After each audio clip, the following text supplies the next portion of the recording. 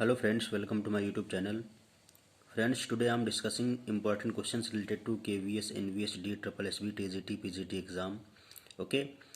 तो ये क्वेश्चंस आपके टीचिंग एप्टीट्यूड से रिलेटेड हैं और जो कि प्रीवियसली KVS, NVS और DSSB के एग्ज़ाम्स में पूछे गए क्वेश्चंस हैं. ये आपके आने वाले जो भी कम्पिटिटिव एग्ज़ाम है लाइक CTET या फिर NTA नेट या फिर आपका TGT PGT के और भी जितने भी स्टेट गवर्नमेंट के या सेंट्रल गवर्नमेंट के एग्ज़ाम होते हैं उन सभी के पॉइंट ऑफ व्यू से काफ़ी इंपॉर्टेंट हैं. तो चलिए शुरू करते हैं. क्वेश्चंस आपके काफ़ी इंपॉर्टेंट हैं. आप इनको अपने नोट्स में इंक्लूड करके बार बार प्रैक्टिस करते रहना, रिवाइज करते रहना. आपके जो भी एग्ज़ाम देने जा रहे हैं आप हैं टीचिंग के रिगार्डिंग या TET या HTET या सेट है, तो इन सभी एग्ज़ाम्स में ये क्वेश्चंस की आने की प्रोबेबिलिटी बहुत ज़्यादा है. ओके, तो चलिए स्टार्ट करते हैं. आपका क्वेश्चन है Which among the following option is the line that describes the contents of the message while sending an email? तो ये आपका ऑप्शन कहलाता है, सब्जेक्ट कहलाता है. ठीक है, तो सब्जेक्ट यहाँ पे ऑप्शन करेक्ट होगा. ओके, नेक्स्ट आपका क्वेश्चन है what is a firewall in computer network? तो फायरवॉल कंप्यूटर नेटवर्क में क्या होता है? ये आपका होता है a system designed to prevent unauthorised access. तो एक ऐसा सिस्टम डिज़ाइन किया जाता है, ऐसा सिस्टम होता है फायरवॉल, आप सॉफ्टवेयर हार्डवेयर कह सकते हो फायरवॉल को, जो अनऑथराइज्ड एक्सेस को प्रिवेंट करता है. ठीक है, अनऑथराइज्ड यूज़र को एक्सेस की परमिशन नहीं देता है. ठीक है, नेक्स्ट आपका क्वेश्चन है an effective teacher is one who can. तो इसमें आपका ऑप्शन दे रखा है, जो करेक्ट आंसर है वो है मोटिवेट्स स्टूडेंट्स टू लर्न. ये काफ़ी इंपॉर्टेंट क्वेश्चन है, आप याद रखना. टीचिंग एप्टीट्यूड या टीचिंग लर्निंग प्रोसेस या फिर आप कह सकते हो पेडालॉजी से रिलेटेड जो भी क्वेश्चंस आते हैं आपके जितने भी स्टेट गवर्नमेंट के एग्ज़ाम होते हैं, TET या आपका सेंट्रल का होता है NTA नेट या CSIR नेट, इन सभी में सीटेड है. इन सभी में आपका पेडालॉजी यानी टीचिंग एप्टीट्यूड से क्वेश्चन जरूर पूछे जाते हैं. तो ये आपका काफ़ी इंपॉर्टेंट क्वेश्चन है कि एक इफ़ेक्टिव टीचर के लिए कौन सी खास बात है. तो इफ़ेक्टिव टीचर बनने के लिए आपको मोटिवेट्स स्टूडेंट टू लर्न, आपको स्टूडेंट्स को मोटिवेट करना चाहिए ताकि वो पढ़ सकें, लर्न कर सकें. ठीक है, तो ये ऑप्शन बिल्कुल सही है. तो ये काफ़ी इंपॉर्टेंट क्वेश्चन है, आप इनको अपने नोट्स में इंक्लूड कर लेना. देखना ये क्वेश्चन आपके बार बार एग्जाम में पूछे गए और आगे भी पूछे जाएंगे. ठीक है, नेक्स्ट आपका क्वेश्चन है a teacher's most important challenge is. तो इसमें सबसे ज़्यादा जो डिफ़िकल्ट या चैलेंजिंग टास्क होता है टीचर के लिए वो क्या होता है? To make students do their homework. Students को उनका होमवर्क कराना ये सबसे चैलेंजिंग वर्क होता है. ठीक है, टीचर के लिए. अगला क्वेश्चन है the process not needed in experimental research is. तो ऐसी कौन सी प्रोसेस है जो एक्सपेरिमेंटल रिसर्च में यूज नहीं होती है? तो वो होती है ऑब्जर्वेशन. मीन्स ऑब्जर्वेशन का कोई कंसेप्ट नहीं है. अगला क्वेश्चन है bibliography given in a research report. तो इसमें आपका जो करेक्ट आंसर है वो है has no relevance to research. ठीक है, तो has no relevance to the research, ये ऑप्शन करेक्ट है. अगला क्वेश्चन है the research that applies the law at the time of field study. तो आप याद रखना ये फील्ड स्टडी जब भी वर्ड आए, field study to draw more and more clear ideas about the problem is. तो याद रखना जहाँ भी कहीं फील्ड स्टडी आए तो इसका मतलब है वो आपका एक्शन रिसर्च है. ठीक है, वो आपका किस प्रकार का रिसर्च है? एक्शन रिसर्च है. ठीक है, तो नेक्स्ट आपका क्वेश्चन है when a research problem is related to heterogeneous population the most suitable sampling method is. तो आपका इस प्रकार का रिसर्च प्रॉब्लम हो जहाँ पे हेट्रोजीनियस पॉपुलेशन हो, यानी डिफरेंट कैटेगरी के पॉपुलेशन हो, सेम ना हो, तो वहाँ पे आप सैम्पलिंग के लिए कौन सा मेथड अप्लाई करोगे? तो इसमें सबसे अच्छा जो मेथड होता है वो लॉटरी मेथड है. ठीक है, मीन्स आप लॉटरी वहाँ अप्लाई कीजिए. ओके, तो लॉटरी मेथड सबसे इम्पॉर्टेंट है. ओके, तो ये आपका ऑप्शन करेक्ट है. ठीक है, तो ये भी काफ़ी इंपॉर्टेंट क्वेश्चन आपका है रिसर्च के रिगार्डिंग. रिसर्च के पॉइंट ऑफ व्यू से आपके NTA नेट या CSIR नेट में पूछा जाता है. यहाँ तक कि आपकी सीटेट में भी पूछा जाता है। तो ये क्वेश्चंस काफ़ी इंपॉर्टेंट हैं, आप इनको अपने नोट्स में इंक्लूड करके बार बार प्रैक्टिस करते रहना, ठीक है। नेक्स्ट आपका क्वेश्चन है द रिसर्च इज ऑलवेज, तो इसमें आपका करेक्ट आंसर है वेरीफाइंग द ओल्ड नॉलेज। तो रिसर्च हमेशा ओल्ड नॉलेज को वेरीफाई कराता है, ठीक है। नेक्स्ट आपका क्वेश्चन है एक्सप्लोरिंग न्यू नॉलेज। तो आपका जो रिसर्च है ये इसमें ऑप्शन एक से ज़्यादा दे रखे थे। द रिसर्च इज ऑलवेज, पहला आपका ऑप्शन था वेरीफाइंग द ओल्ड नॉलेज, दूसरा ऑप्शन है एक्सप्लोरिंग न्यू नॉलेज, तीसरा है filling the gap between knowledge. तो इसमें आपके और डी ऑप्शन है ऑल ऑफ द अबव। तो इसमें आपका ऑप्शन करेक्ट है डी, यानी आपके 1 2 3 4 सभी ऑप्शन करेक्ट हैं, ठीक है। यानी 1 2 3 सभी चीज़ें सही, यानी ऑप्शन नंबर डी करेक्ट है, ठीक है।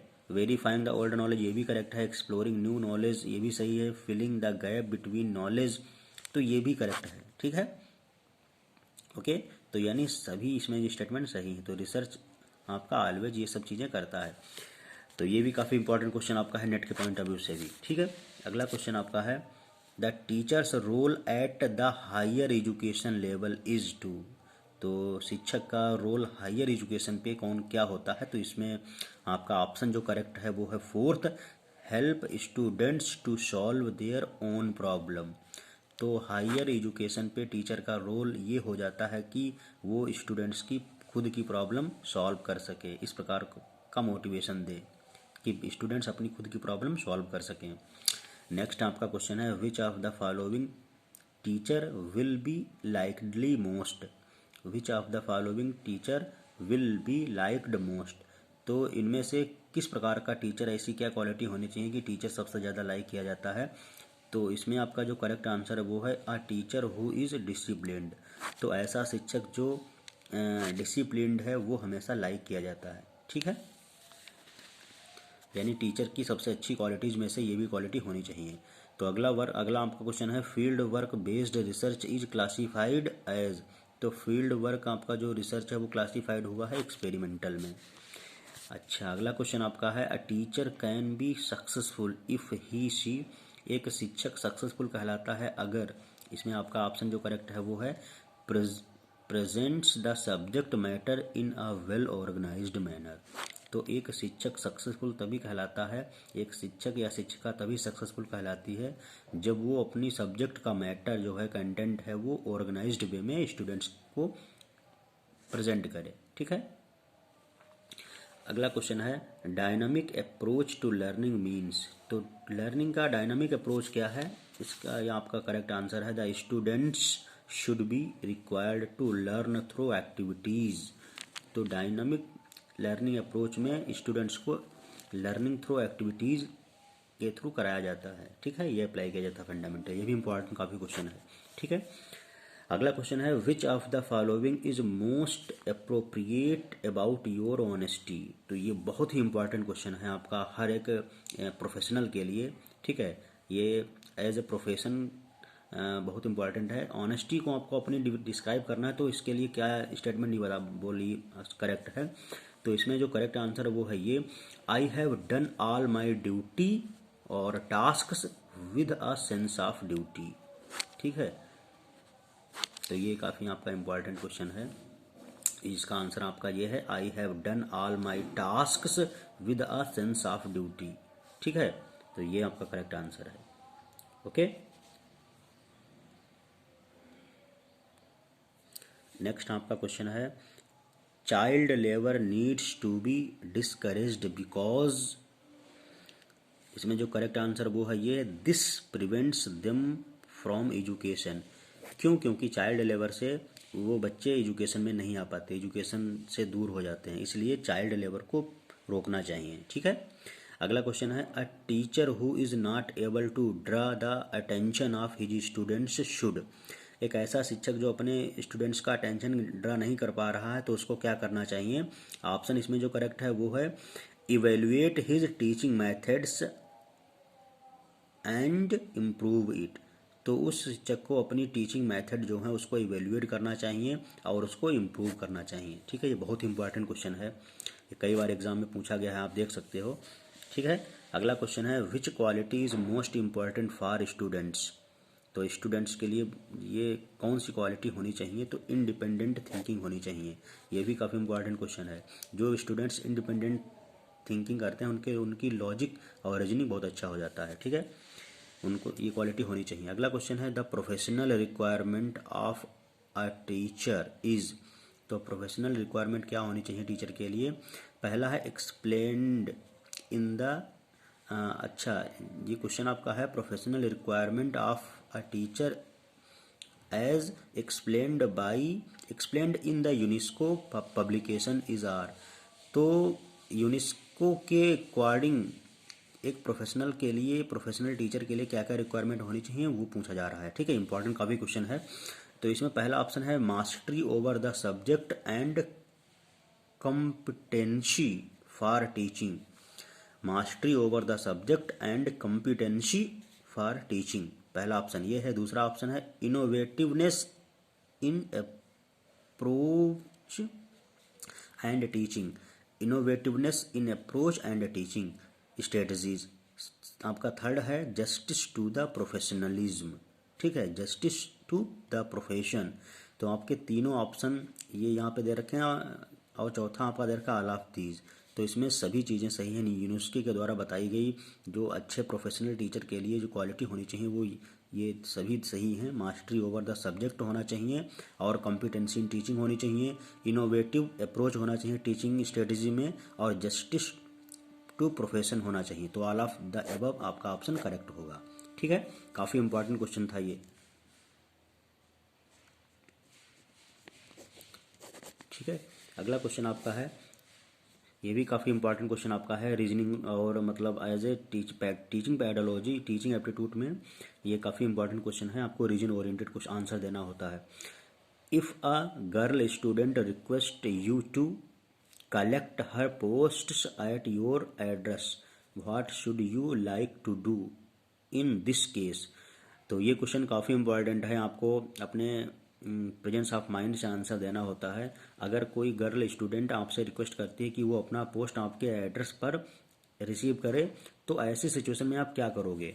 तो इसमें जो करेक्ट आंसर है, सुटेबल आंसर है, वो ये है you would not give permission as it is against your own principles.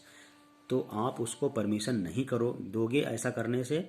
आप उसको अपने घर पे लेटर, अपने एड्रेस पे लेटर कलेक्ट करने के लिए डिनाई कर दोगे। क्यों? क्योंकि ये आपके प्रिंसिपल के अगेंस्ट है, आपके सिद्धांतों के विरुद्ध है, ठीक है। अगला क्वेश्चन है, तो ये भी काफ़ी इंपॉर्टेंट क्वेश्चन था, आप इसको देखना, कई बार एग्जाम में आया हुआ और आगे भी आ सकता है। अगला क्वेश्चन है teacher should keep his voice in the class. Teacher को अपनी वॉइस क्लास में किस प्रकार की रखनी चाहिए। तो इसमें जो करेक्ट आंसर वो है high enough to be heard by every student clearly. तो टीचर को इतनी वॉइस टीचर को अपनी वॉइस क्लास में इस प्रकार की रखनी चाहिए कि हर स्टूडेंट को क्लियरली सुनाई पड़े, ठीक है। तो ये आपका आंसर करेक्ट है। नेक्स्ट आपका क्वेश्चन है when you make a mistake while teaching in the class and your students point it out angrily, then what will you do आएगा, ठीक है, what will you। तो ये आपका क्वेश्चन काफ़ी इंपॉर्टेंट है, ठीक है। ये काफ़ी इस प्रकार के क्वेश्चन आपके NT-NET में पूछे गए हैं, काफ़ी इंपॉर्टेंट क्वेश्चन है। ये क्वेश्चन है जब आप क्लास में पढ़ा रहे थे उस समय आपसे मिस्टेक हो जाती है और आपके स्टूडेंट्स उस मिस्टेक को पॉइंट आउट करते हैं, गुस्से में पॉइंट आउट करते हैं, तो आप ऐसी सिचुएशन में क्या करोगे। तो इसमें जो करेक्ट आंसर है वो है you will feel sorry for committing the blender. तो आप उस गलती के लिए सॉरी फील करोगे, ठीक है।